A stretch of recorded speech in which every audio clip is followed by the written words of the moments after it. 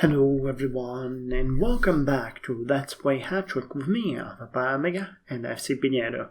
So we have another week behind us, a one where we achieved quite a success, but it was to be expected. Playing against bot teams is always easy, and I think that we're actually kind of lucky to have two bot teams in a 7th grade series. Usually that does not happen, or at least I don't think it does, but hey, what the hell do I know? Maybe it does. Maybe it does. Especially if, it's a bigger country like Italy. There's probably literally thousands of bot teams that needs to be running around, people joining in and dropping. So we'll see new teams here. Two of them actually, and probably one more if Stella Rossa gets promoted. Anyway, we played against ZZ21 FC this week. It was, as you can see here, a big success. We have scored 5-0, which, again, was to be expected when you check on the strength of the team. It was super weak. The ratio was... we had 71 and 72% possession. Just that should tell everything. We get 10 chances, they get 2, and it was very good. No one got hurt. We played it cool. A couple of yellow cards happened, but nothing major that should be mentioned. What should be mentioned though is that our stadium is now upgraded, and I changed the picture to reflect it. We now have 20,000 seats, not 10,000. We had 14,000, now we have 20,000. And you can see that immediately after the upgrade, our income went up significantly. So this was a good choice. Considering we were playing as a 4th team against, I think they're last or second to last, we are definitely earning quite a lot, and we can mostly fill the stadium. So the choices that I did here were really nice. We might even actually go a bit higher during the next season. I'm not sure how much, but I guess we could at least do 4,000 extra seats. We'll see how well we fill this one, but this is, like 92% filled. And if I'm not mistaken, the only thing that actually hurt us was the fact that it was raining. Yeah, it was raining. So that basically means that less people will come. So the VIP seats and the basic seats were less filled. But yeah, 95% actually. That is amazing. So we'll see. I mean, this just means that every week we are going to get more money. Now, don't be fooled, we're also paying more for maintenance, 14,000 compared to something like 9,000, but that is hardly a reason why not to do this. So, cool, that works. Next week, we are playing against Veronica, and this is going to be the most important match of our season, because this one will define both us and them play against a bot team afterwards, and this is the only match that can actually change the position. So we're going to go all in. I'm going to hope that we can win here. Unfortunately, they are slightly stronger. When you look at the match expectations, you will see that the power ratio is a bit in their corner, and it's gonna be on their stadium too. So while we had a draw before, I have an expectation here that we are going to lose this one, but what can you do? If it happens, it happens. If it doesn't, it doesn't. We're gonna do our best to give it all we can. Actually, they get 54,000 on the capacity on the stadium. Why did Veronica get demoted from a higher series as well? What the hell? 7th, 8th, 7th. Wow, they're... Holy hell, they were playing since season 36. Oh my god. They played in the 10th, then 9th, then 7th, then 6th. Come on. Why don't you show me more of the history? What's going on? Then 5th, then 6th again. Wow, these guys have a lot of history. Then 5th, 4th. They got all the way to 3rd. Damn, okay. They go higher? No, then they drop to 4th, then to 5th, then to 6th, and now they're in the 7th. Okay, so they have a slight drop here. Yeah, you can see, actually there is a team progress graph here. I never noticed that. Okay, so we can see that they went all the way to the 3rd and then back. Wow, that's amazing. Actually, these guys, whoever is owning this team is a veteran. Ironic. Oh, he has free clubs. Wow, one of them is playing in the Tonga. What kind of country is that? Zambia. He's playing in Zambia. Dang. Okay. Well, I had no idea, but this just puts more pressure on us.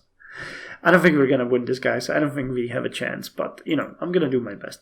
I'm actually going to do so much that I'm going to go ahead and search for a better player for our forward.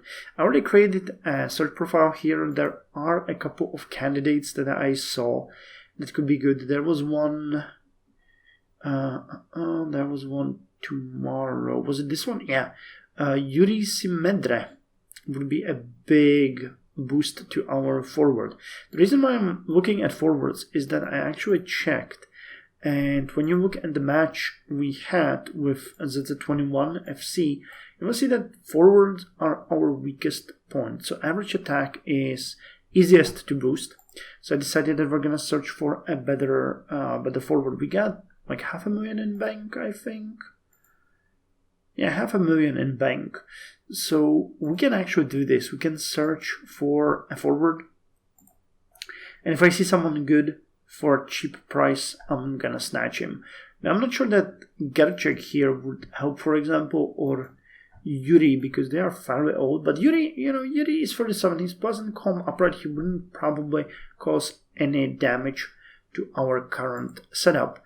And the fact is that we are short on the forwards.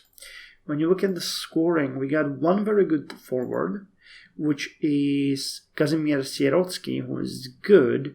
But then we drop to Nunez Heights, and, he's 39. I mean, he has really good scoring, but only 9. And form is 6, stamina is 3. So in every essence, Yuri would be better. He's younger, has a higher stamina, same form, has a better scoring, amazing set pieces, so that would be really good as well.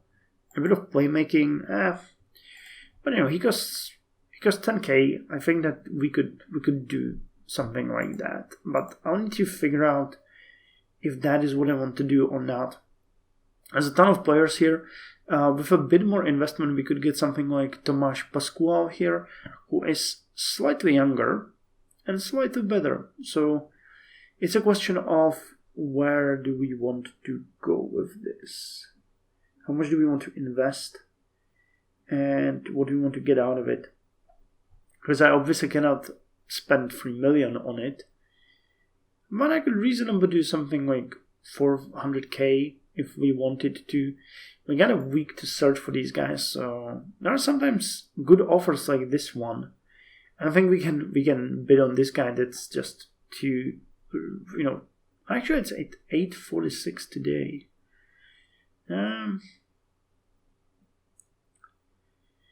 Well, we'll see. There's still time. Yeah, like this guy, 44, scoring brilliant, great form, inadequate stamina. That is something that we could go with.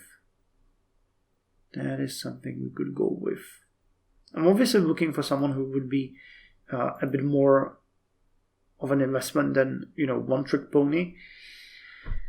But we'll see if we can find someone like that. There's plethora of offers here. We'll have to see. Anyway, that's for the match, an upcoming match, and the series. As far as training goes for this week, we had only one change, which was Omar Bellone.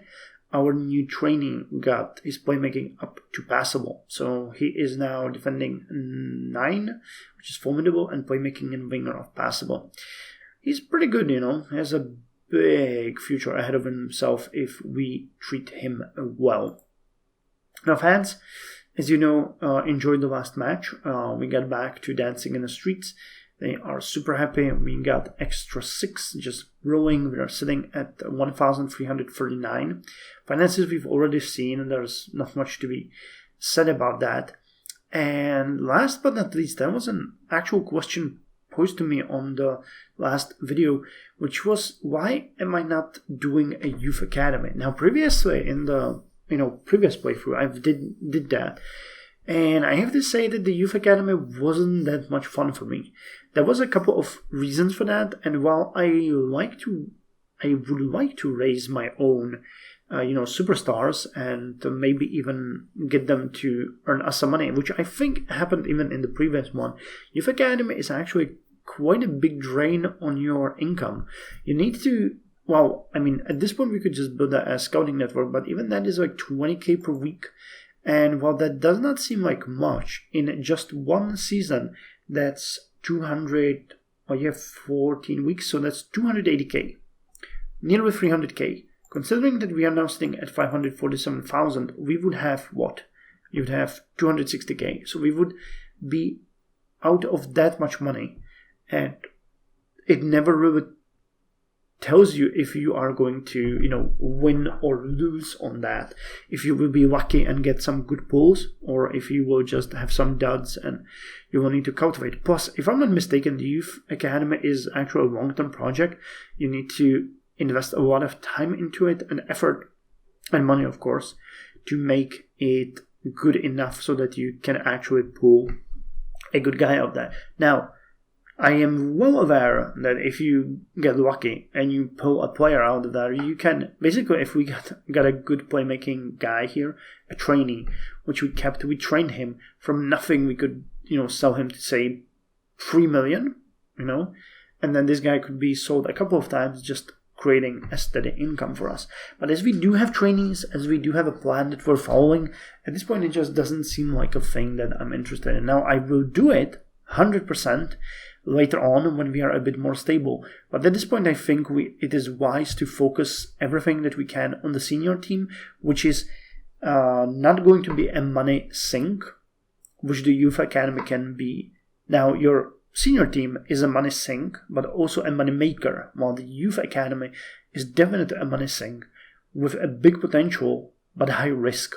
And at this point, I think that the best lesson that I took about the Youth Academy from the previous playthrough was that start with it when you are definitely financially stable, when you have money to spare. And at this point, we really don't. We are, spending the cash that we earn as we go. We improve our stadium, we buy new players, we buy new trainees. So yeah, let's not go all crazy. Anyway, I think that's all for this week. Wish me luck in the search. Wish me luck during the next Saturday. You can actually tune in and watch the match. I will, definitely. I'm looking forward to it. I'm just gonna, set up a timer and just hope for the best. It's gonna be a match of the season. There's gonna be all of our best players in there. So hopefully no one's gonna get hurt and we can win. I would even take a draw. I would hate to lose, because then the question is, if Lupo Dubio could actually jump over us, we can check that easily. Lupo Dubio is playing against Agi. Okay. They're most likely going to win that. And then they're playing against Hironica, which they are most likely going to lose. So we should both get at least one victory and possibly one draw or loss. So it shouldn't change. It shouldn't change, but you never know. So yeah. The crucial match is going to be the next one, and we'll see how it's going to go. Anyway, I'll tell you next week, again, here on Let's Play Hattrick.